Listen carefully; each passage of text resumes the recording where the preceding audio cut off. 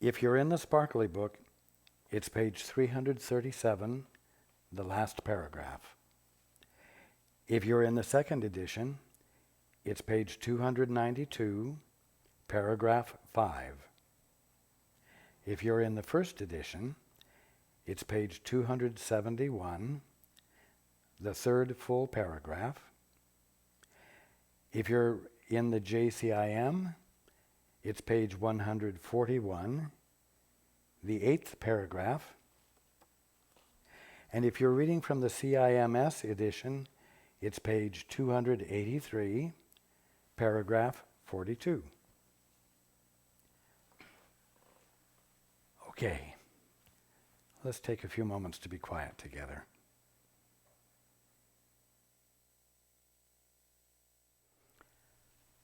Okay, good evening.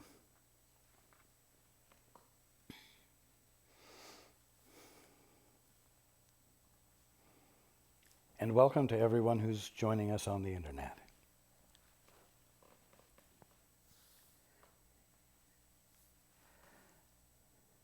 You know, as you engage in awakening, by desiring to experience whatever that means,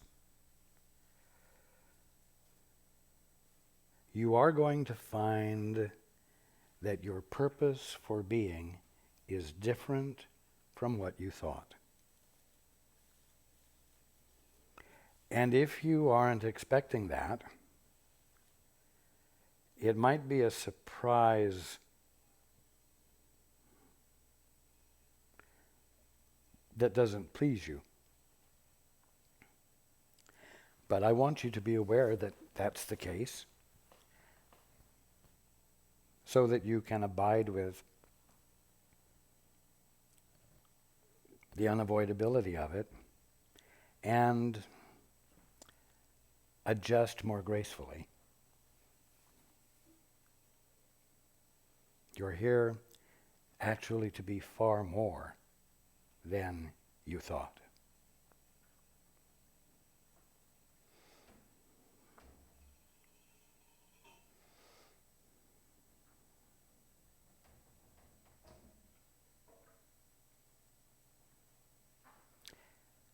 We talked last week about the fact that you're not used to thinking of yourself as being holy. And this week we're going to talk a little bit about what being holy means. And in this sense, you will begin to see that there is a difference between your purpose as it truly is and what you have for the last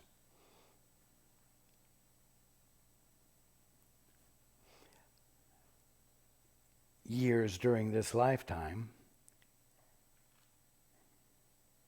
you thought your purpose was. Now,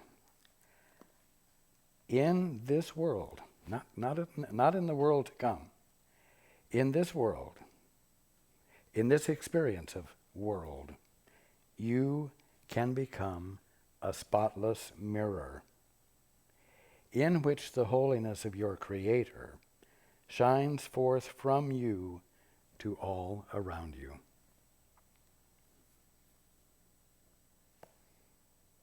That's a glorious purpose of being.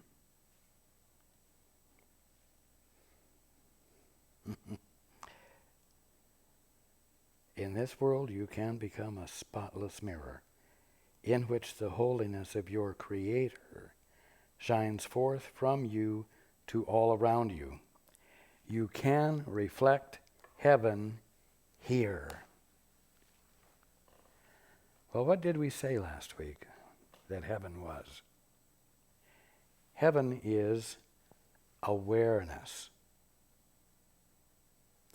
Awareness that is not distorted by or colored by thoughts.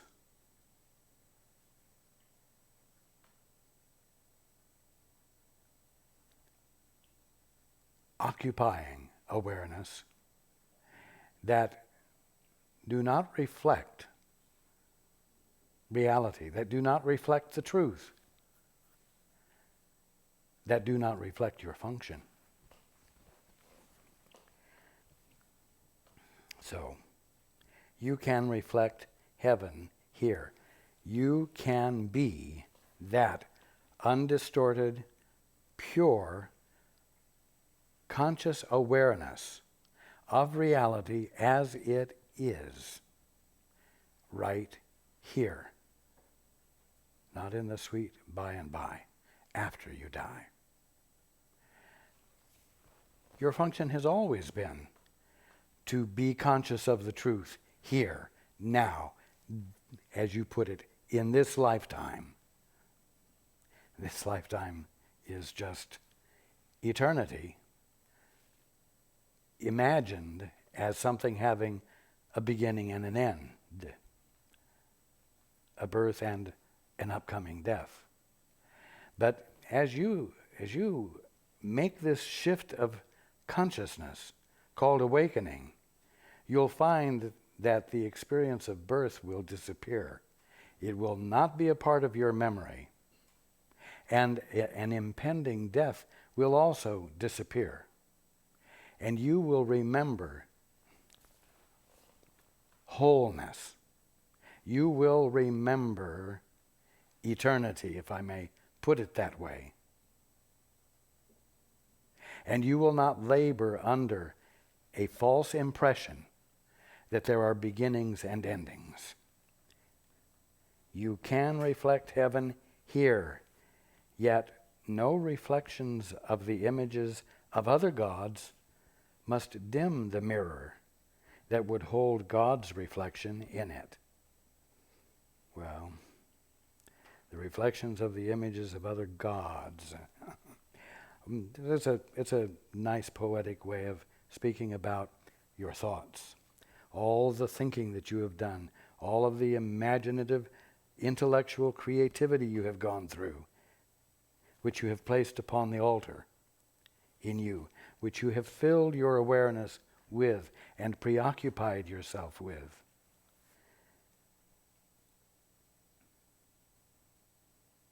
Yet no reflections of the images of other gods must dim the mirror that would hold God's reflection in it. Earth can reflect heaven or hell, God or the ego. There it is right there. Heaven is God. Heaven is equated with God. Heaven is equated with first gear. You in your right mind.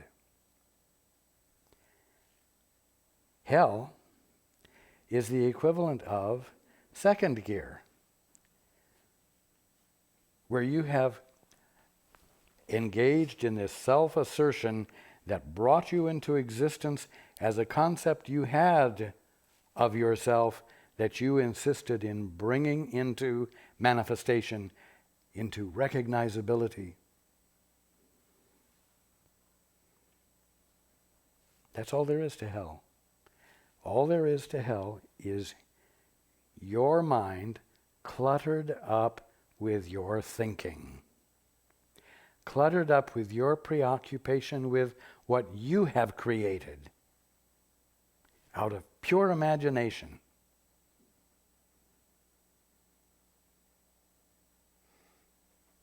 And all you could create through the use of your mind would have been a distorted perception of that which already existed, of creation itself.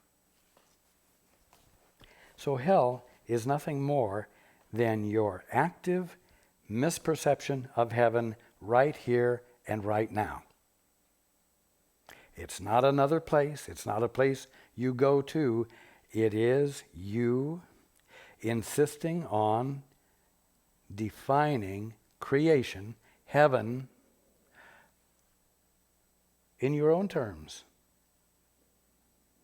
and getting others to join you in agreement as to what those terms mean. So hell is an ongoing, constantly re-energized misperception of the kingdom of heaven. You could say it's a distortion of that pure awareness, which is your mind, which is God's mind, presencing itself right there where you are, as all there is of you. That's heaven. You need but leave the mirror clean and clear of all the images of hidden darkness you have drawn upon it. Hidden darkness. Well, when you say, I am going to determine that this is such and such, and you make a definition, and you say from now on, that is what I have determined it to be, and I will govern myself according to that definition. Now, what has happened? You have obscured the real thing by replacing it in your mind with a dominant misperception, which you love because you created it. Now, what has replaced reality is a fuzziness, as we discussed, an out-of-focus experience. It's not illuminated. It is dark in that it is fuzzy, in that it is hard to determine what is really there.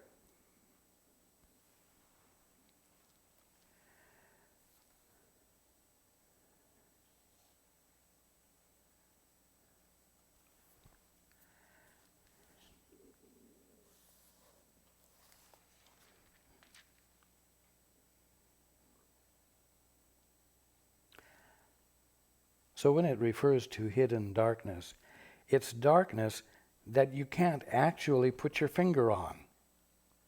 It's darkness that is hidden because there is no truth to it. Your imaginations are constituted of hidden darknesses, darknesses that tend to obscure something underneath it, something behind it, the truth. So, you need but leave the mirror clean and clear of all the images of hidden darkness you have drawn upon it. How do you clear? How do you clean it? How do you clear it?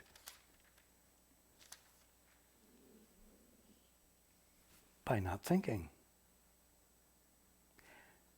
You clean it or clear it by meditating, by becoming still, providing yourself with a gentle focus, and staying with that without engaging in thinking, so that your mind becomes free of thoughts. That's how you clear the mirror. That's how you cease to introduce illusion.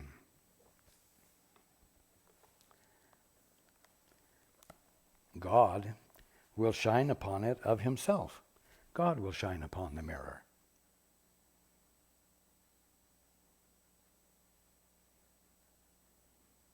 God is shining upon the mirror. Even though your thoughts are obscuring what's shining on the mirror truly, God is shining upon the mirror. God will shine upon it of himself. Only the clear reflection of himself can be perceived upon it. You see, your hidden darknesses can't really be perceived on it. Reflections are seen in light. Simple. In darkness they are obscure, and their meaning seems to lie only in shifting interpretations rather than in themselves. You see, God's thoughts reflected on the mirror are themselves the real thing. They're not concepts of the real thing applied to the real thing after the fact.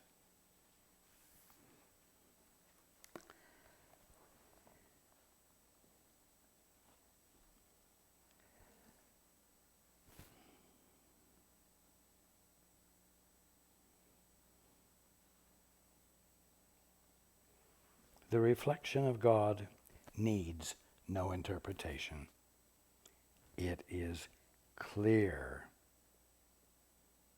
Clean but the mirror, again, by ceasing thinking.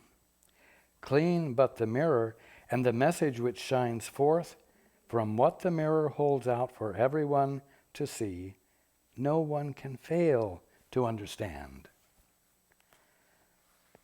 This is your function.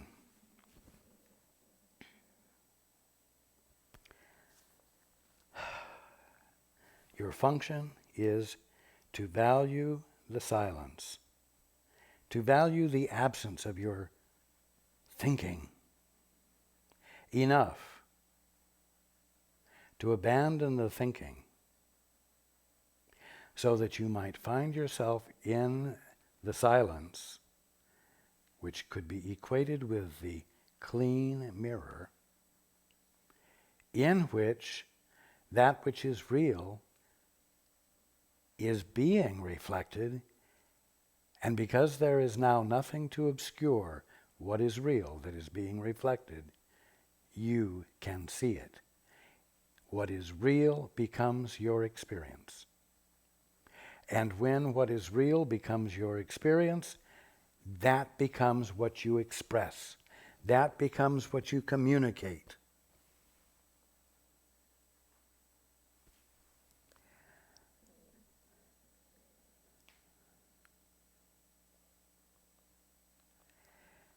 The message on the mirror, it is the message that the Holy Spirit is holding to the mirror that is in him, the one who is looking for truth. He recognizes it, the seeker, because he has been taught his need for it. I am teaching you of your need for it. Your suffering experience is teaching you the need for it. You will recognize it because you have been taught your need for it, but know not where to look to find it. What it actually says is, he recognizes it because he has been taught his need for it, but knows not where to look to find it. Let him then see it in you and share it with you.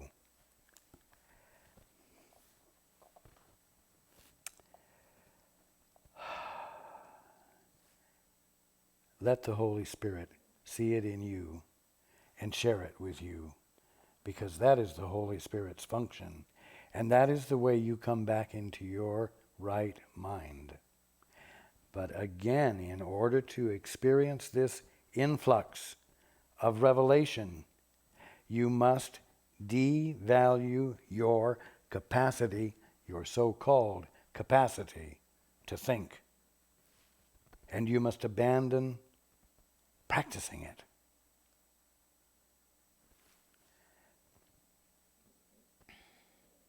Could you but realize for a single instant the power of healing that the reflection of God shining in you can bring to all the world, you could not wait to make the mirror of your mind clean, to receive the image of the holiness that heals the world.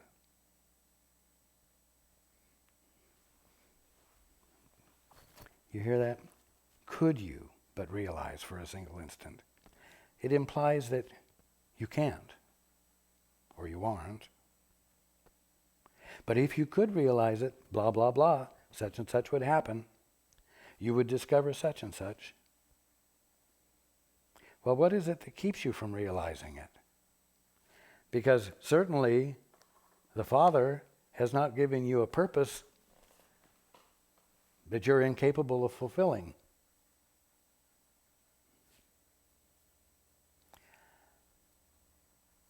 What keeps you from realizing it for a single instant, even, is that you do not want to abandon authority that you think you have and which you value highly.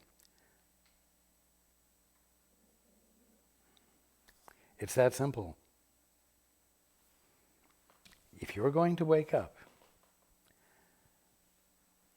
you're going to first of all say, Father, and break the silence, break your autonomy. And then you're going to say, Father, acknowledging your sonship or daughtership, thy will be done. Thy will, not mine, be done. Nobody wants to do that. Oh, a lot of people give lip service to it.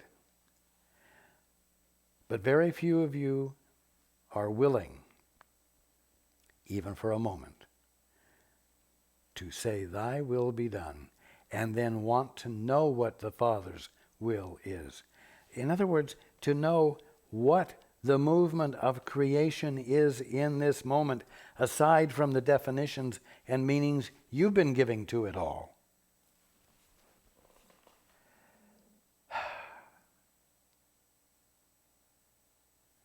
You see, you thought your purpose was to be the determiner in this life, and to learn to be the determiner of things well. Or if not well, at least with enough force that people will yield.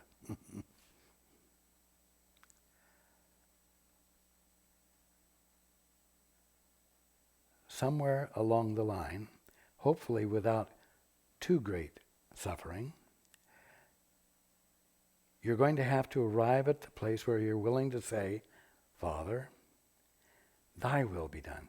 You're going to have to arrive at a place where you're willing to explore what that might mean, because nothing else holds as much interest for you. You've got to arrive at that point. Could you but realize for a single instant the power of healing, that the reflection of God shining in you can bring to all the world, you could not wait to make the mirror of your mind clean, to receive the image of the holiness that heals the world. Now, what I want to convey here is that what keeps you from having this experience is something that you value greatly, but it isn't really that big a thing to abandon. To abandon willfulness, to abandon that exertion of energy to bring into existence the you want everybody to believe you are, must simply be abandoned. Stop doing it. Stop doing it for a minute. Stop doing it for a second. With true abandonment, you can do it. It's just that you didn't think that was what you needed to do. You didn't think that was part of the program, because you thought the opposite was the God Almighty purpose of being.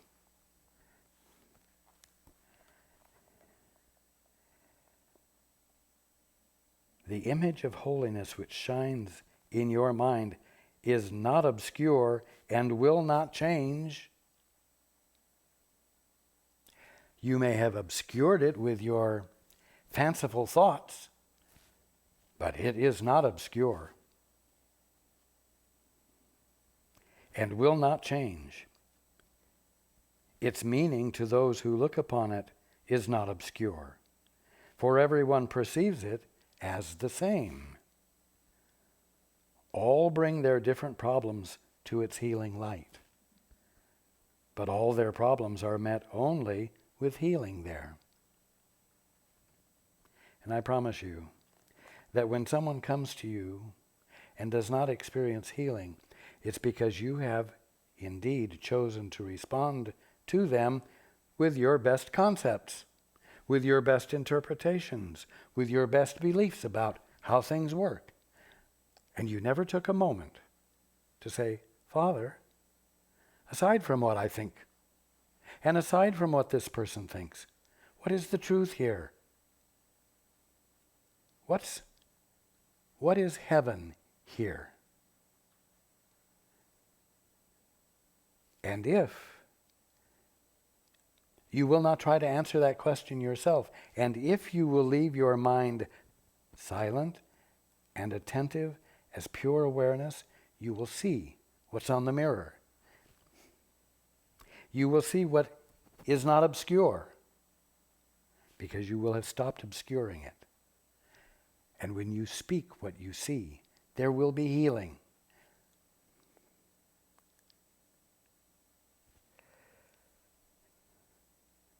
That's your birthright.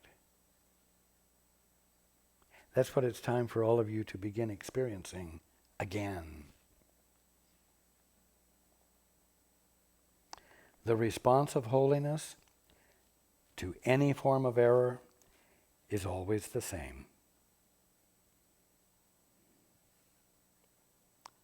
It's that which comes from the pure awareness that no one has altered and distorted away from its perfect, I'm going to say, perception and experience of heaven, of reality.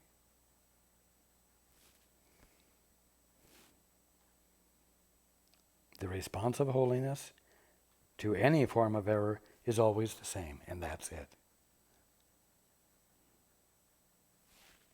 There is no contradiction in what holiness calls forth. Its one response is healing, without regard for what is brought to it. Just as there's no degree of difficulty to miracles, there's no degree of horribleness or actuality to illusions. So no matter what illusion is brought, the response is always the same. It's not a response to the illusion. It's a response from that pure awareness that has looked upon reality in the absence of thinking, because there was a love for truth.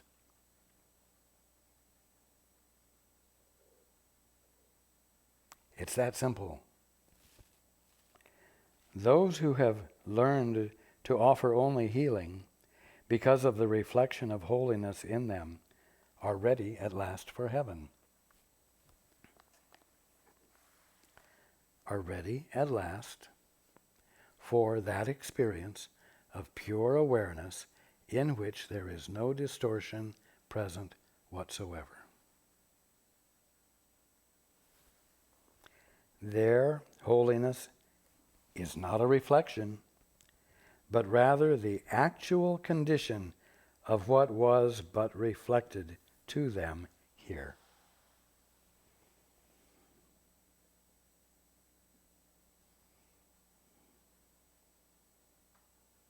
You see, the message isn't a concept. The message isn't an interpretation. The message isn't a perception.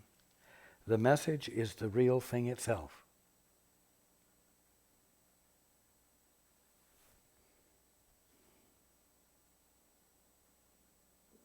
Shared so clearly that it's obvious to everyone it's shared with. God is no image, and his creations, as part of him, hold him in them, in truth. They do not merely reflect truth, for they are truth. You see, the kingdom of heaven that I've been saying you are confronted with at all times, because there literally is nothing going on other than the kingdom of heaven, is truth itself, is real itself, is God presencing himself not as a concept or an object or an image, but as himself. Reality is what you are confronted with in every single experience you're having, but you are experiencing it in a distorted fashion because you have this unquenchable desire to be original and to make your mark on life, not realizing that you are life unfolding itself right there where you are. And you see, there's where the problem comes into play.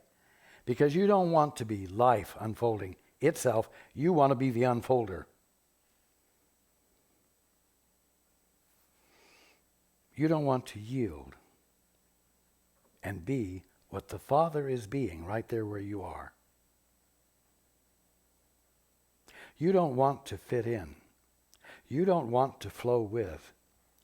You don't want to be in consummate, utter harmony with the universe in its infinite unfolding. And that's why the primal scream comes out, because you want to stand out from the rest. And you think that's the way you bring yourself into existence. Hey, everyone, look at me. Look at me. Don't look at everything. Abandon your infinite experience of reality and have a tiny experience of me, separate from everything else. And by doing that, separate yourself from everything else. You see? This forceful self-expression that you exercise in order to stand out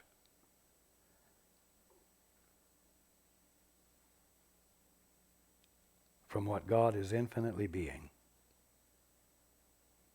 is creating for you a life full of stress, full of thrills, full of fearful things, full of exciting things, but no peace,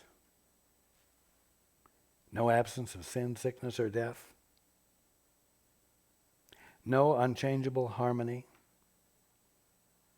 and no real experience of joy. And it's not your birthright.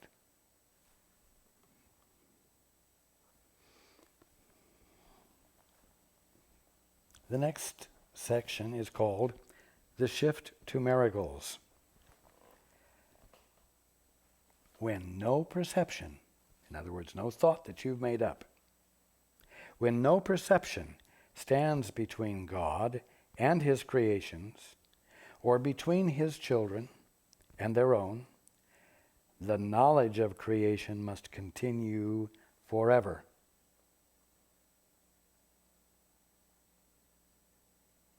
The reflections which you accept into the mirror of your minds in time but bring eternity nearer or farther. What's the source of the thoughts you're letting in? Are you going to be the creator of your thoughts, or are you going to let God's thoughts fill you?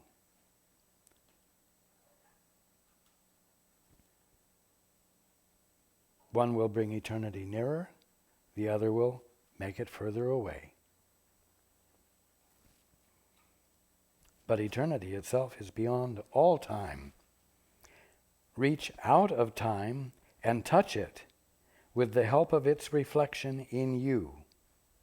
and you will turn from time to holiness, as surely as the reflection of holiness calls everyone to lay all guilt aside. Important. Reach out of time and touch it.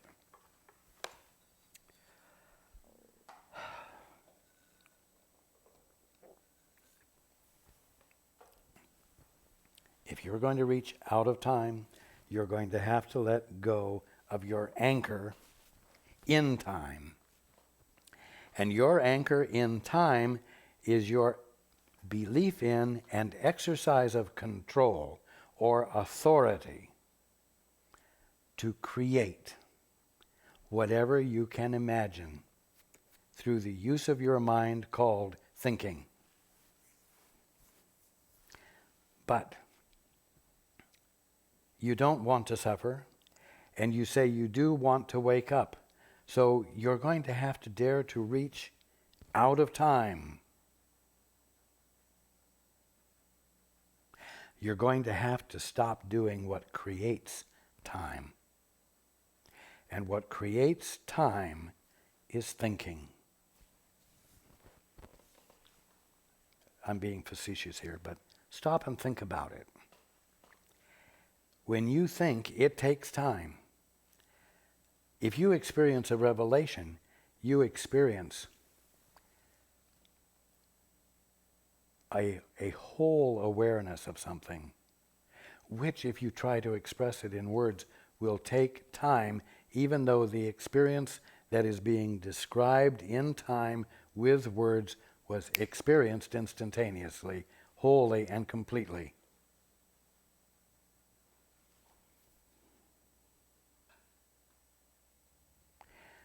There is so much advantage available to you, to all of you, if you will truly begin to stop thinking. If you will truly take more time to listen, take more time to be silent and receptive to information, experiences that you did not make up or create.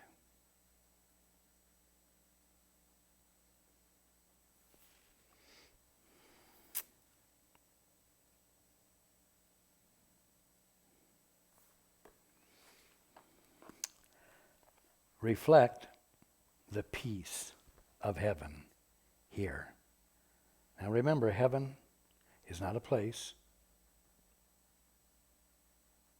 unless by heaven you mean everywhere.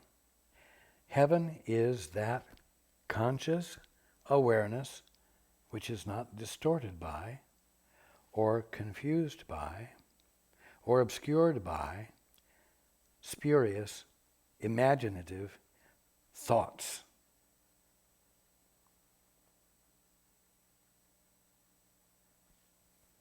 That's heaven.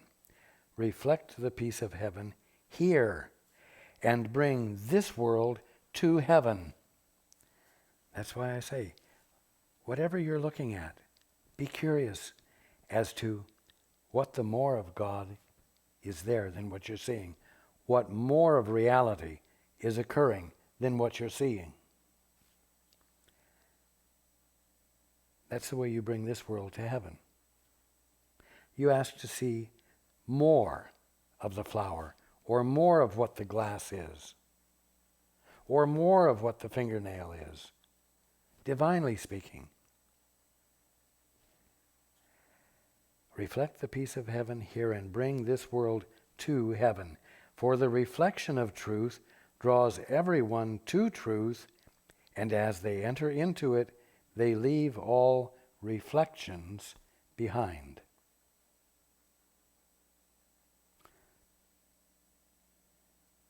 You stand in front of a mirror, there is a reflection of you, but the you that is looking in the mirror is real.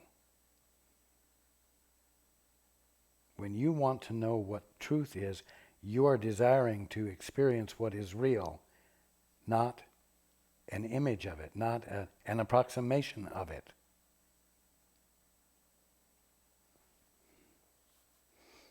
Not a reflection of it. In heaven, reality is shared and not reflected. Because you're not looking at a concept, you're not experiencing a picture in your mind of what that thing means. You are experiencing that thing in its actuality, in its reality. It's a direct experience. In heaven, reality is shared and not reflected. By sharing its reflection here, its truth becomes the only perception the Son of God accepts. That's you. And thus, remembrance of his Father dawns on him, and he can no longer be satisfied with anything but his own reality.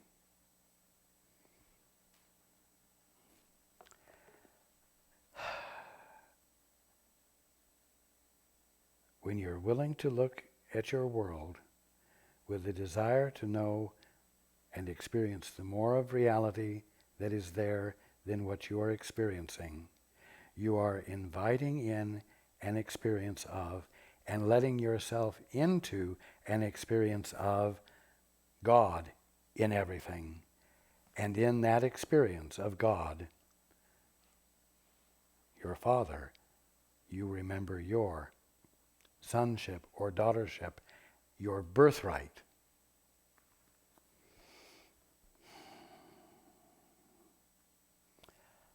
And thus remembrance of his Father, your Father, dawns on him, you, and he, you, can no longer be satisfied with anything but his or your own reality.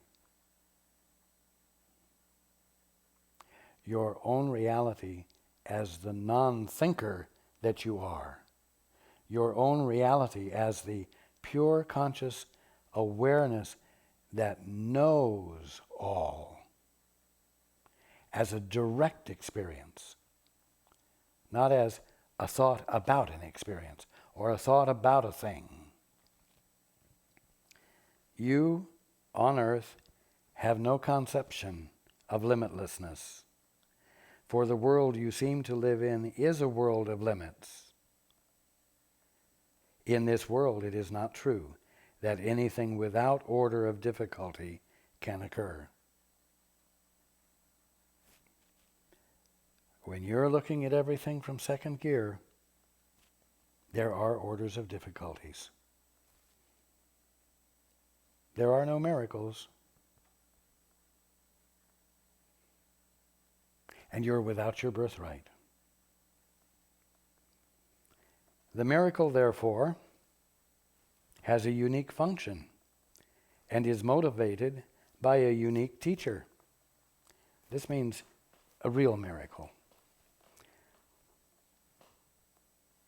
The miracle, therefore, has a unique function and is motivated by a unique teacher who brings the laws of another world to this one.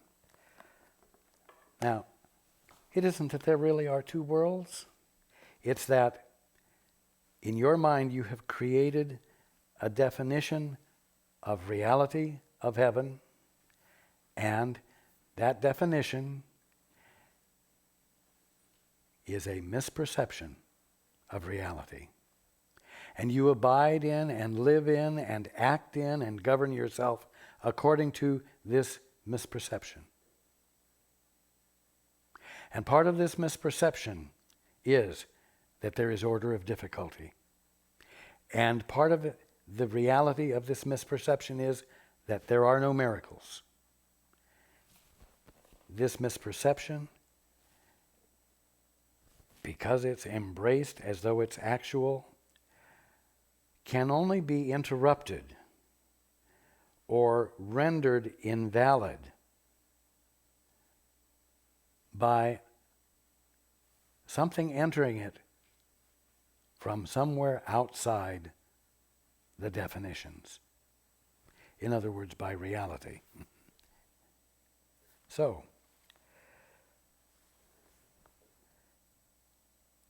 the miracle, therefore, has a unique function and is motivated by a unique teacher who brings the laws of another world to this one. In other words, the world of reality to the world you made up. The miracle is the one thing you can do that transcends order, being based not on differences, but on equality. Transcends order. What that means is it's the one thing that can transcend the orderliness of your self-created mindsets, of your definitions that you govern yourself absolutely by.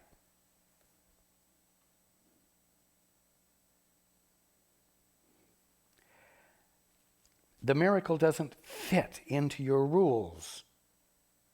The miracle doesn't fit into your structures. Your structures say miracles can't happen.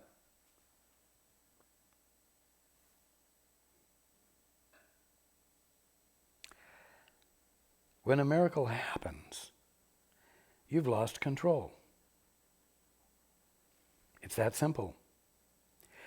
You abandoned your authority for whatever reason. You let yourself fit in instead of authorizing. You let yourself fit into the order of another world, the perfection of another world, the harmony of another world, of the kingdom of heaven that you have obscured by creating a misperception of it, but which you haven't gotten rid of.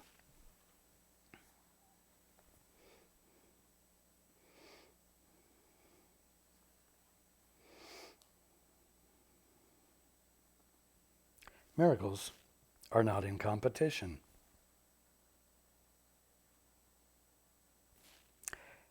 And the number of them that you can do is limitless. Wow. Your willingness to abandon thinking and to go into the silence, your willingness to be infilled with what is really present in place of what you have made up and governed yourself by, puts you in a position of having revelation occur over and over and over and over again about this thing and that thing and the other thing, and this one and that one and the other person. And this one's belief and that one's belief and this one's problem and that one's joy. The opportunity for miracles is as abundant as your connection with everything that you have been misperceiving. And as the misperception yields to the direct experience of truth, of what it really is, that is a miracle. It is a miracle that transcends the rules of the world you have made up by means of your definitions. And when that happens, it means you're not in control. And I keep bringing that up because this is part of your birthright, to be experiencing the perfection of everything when you're not in control. When you're not securely seated in second gear. Miracles are not in competition, and the number of them that you can do is limitless. They can be simultaneous and legion. It doesn't have to be one at a time. It can be 10,000 at a time. This is not difficult to understand once you conceive of them as possible at all.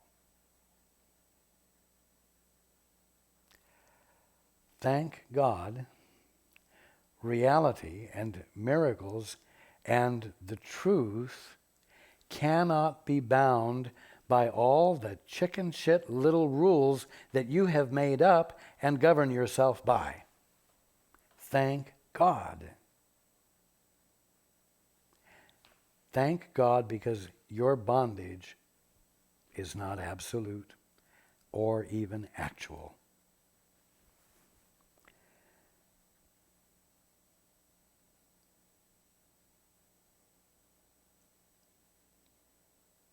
Again, miracles are not in competition, and the number of them that you can do is limitless. They can be simultaneous and legion. This is not difficult to understand once you conceive of them as possible at all. What is more difficult to grasp is the lack of order of difficulty which stamps the miracle as something that must come from elsewhere, not from here.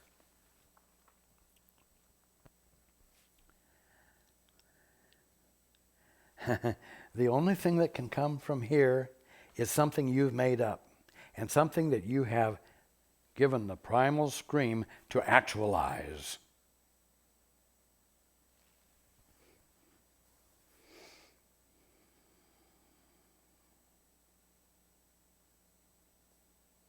That's the only thing that can come from here. Have you had enough of it? Would you like some refreshing experiences? A miracle must come from elsewhere, someplace other than your thinking. And it will come from the silence in you, which, if you will access it, you will find is the mirror on which God reflects Himself, creation.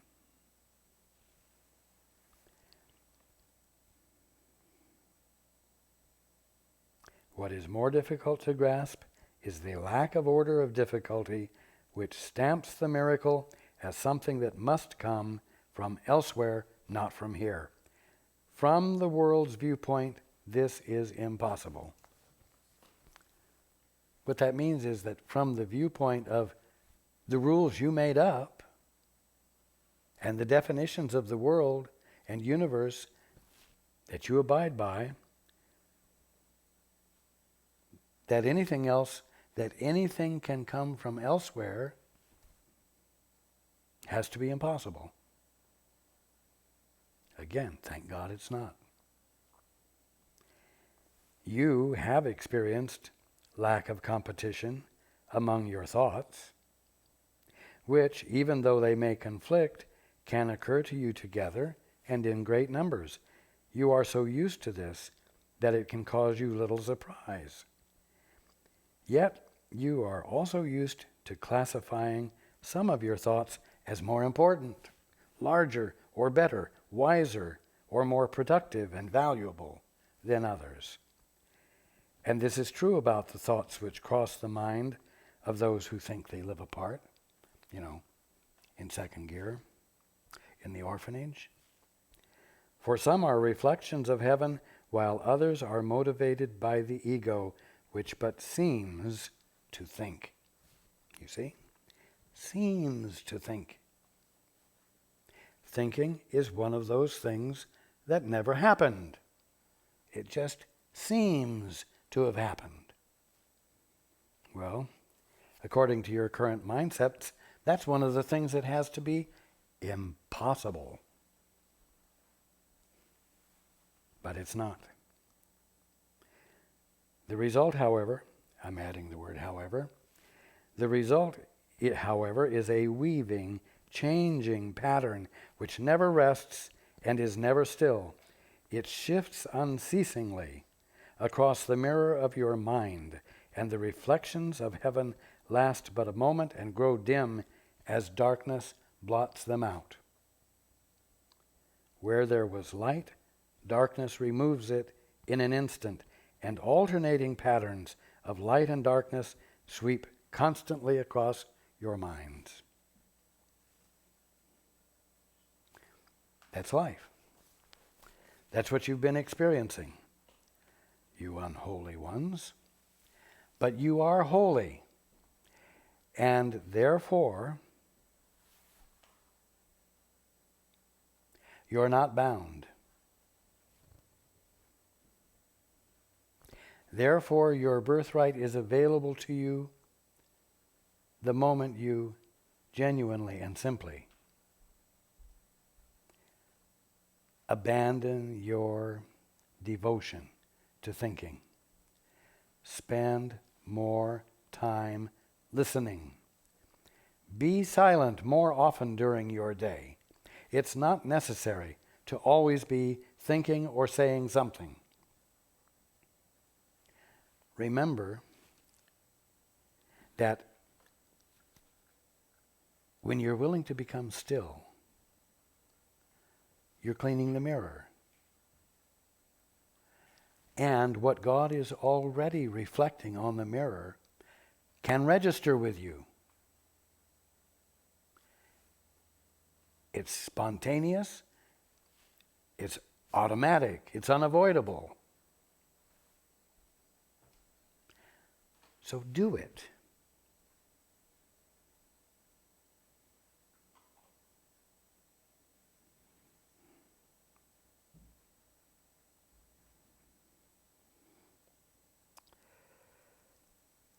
The little sanity which still remains in the face of this shifting patterns of darkness and light is held together by a sense of order which you establish. See, there's still the primordial scream, the assertion to maintain that little bit of sanity. Yet the very fact that you can do this and bring any order into chaos shows you that you are not an ego and that more than an ego must be in you. For the ego is chaos. And if it were all of you, no order at all would be possible.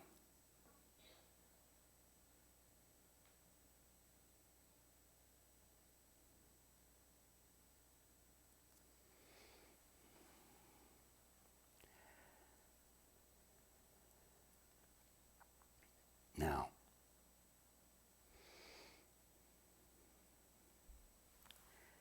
as you enter this coming week,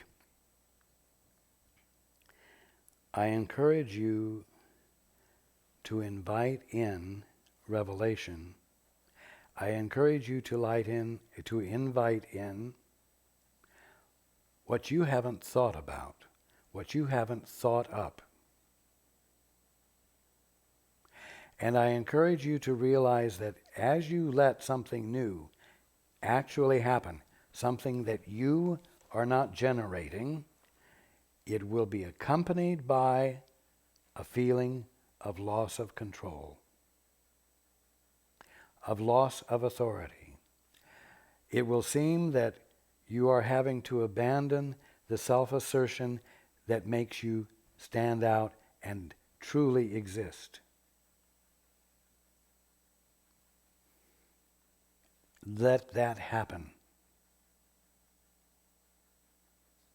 Let that happen. Chaos will not be the result of your setting the order of everything. Orderliness, harmony will result when you yield into and allow yourself to fit in with everything. And let the movement of everything dictate your appropriate behavior. How to be. So that you are participating in the movement of creation cooperatively.